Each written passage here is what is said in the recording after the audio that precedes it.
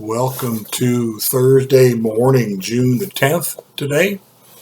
And remember, we are looking at kind of the startup, the kick-in of world missions here. And these, again, in the relatively early chapters of the book of Acts. And today's devotion is entitled, The Conversion of Saul, Its Cause. The conversion of Saul, its cause. The suggested reading is Acts chapter 9, verses 1 through 9, and verse 4 of that passage is the lead-in scripture for this devotion. He fell to the ground and heard a voice say to him, "Saul, Saul, why do you persecute me?" Is the conversion of Saul intended to be a model of Christian conversion today? John Stott says the answer is yes, but only if we distinguish between the dramatic outward accompaniments and the essential inward experience. It is not necessary for us to be blinded by a flash of divine lightning, but it is necessary for us to have a personal encounter with Jesus Christ and to surrender to him.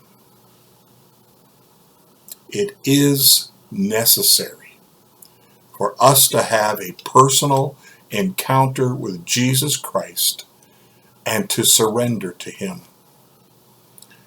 What stands out of the narrative is the sovereign grace of God. Saul did not decide for Christ, to use our modern jargon. It was Christ who decided for him and laid hold of him. The evidence for this is indisputable. Luke's narrative begins with a reference to Saul, quote, still breathing out murderous threats, there in verse 1 of our passage, probably depicting him as a wild and ferocious beast. He was in no mood to consider the claims of Christ. His mind was poisoned with prejudice, but within a few days he would be a converted and baptized Christian. Yet we need to make two qualifications. Firstly, God's grace in the conversion of Saul was not sudden. To be sure, quote, suddenly a light flashed around him, unquote, verse 3. But this was by no means the first time that Christ had spoken to him. It was rather the culmination of a process. Jesus said that it was hard for him to, quote, kick against the goads, and that's in 26:14.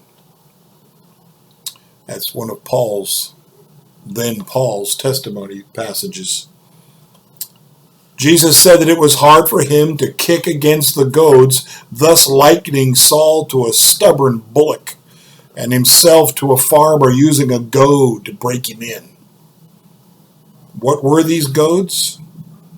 They would include his conscience, the persistent rumors that Jesus had risen from the dead, the witness of Stephen, and above all, his doubts.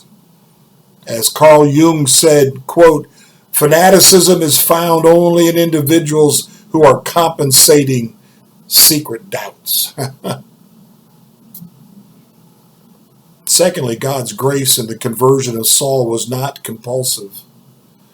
The Christ who appeared to him did not turn him into a robot or compel him to act as if in a hypnotic trance.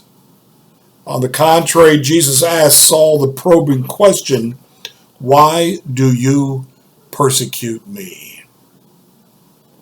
And Saul answered with two counter questions. Who are you, Lord? And what do you want from me?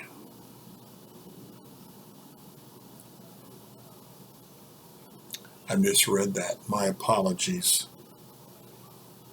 And Saul answered with two counter questions. Who are you, Lord? And what do you want me to do? His response was rational, conscientious, and free. Thus, the cause of Saul's conversion was sovereign grace. But sovereign grace is gradual and gentle. Divine grace does not trample on human personality. So very, very important for us to realize that, especially when we're praying for someone and for their salvation, to be aware that God is at work over time.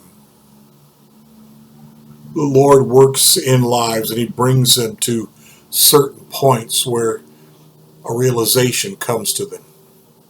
A light goes on, we would say. Saul, we're told, while Stephen was being killed, martyred, he held the coats. He held their coats so they'd be free to throw harder, I guess. And he saw that. He witnessed that. Our first response would be, what a horrible, awful person. And yet God was at work there. Saul got to see the real deal that day. Father, forgive them, Stephen prays.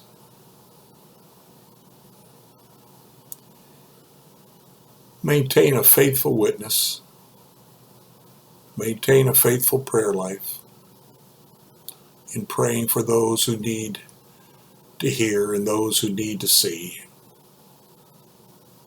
Even for a person like Saul, whose goal in life was to get rid of the Christians.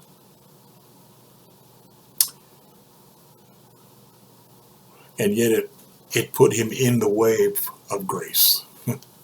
It put him in the way of grace. It's a great story. It is a great, great story. It wasn't against his will. It just was an opportunity for him to realize more truth. Blessings to you today. Keep praying, keep witnessing, keep holding forth the truth in each and every situation. You never know who's watching.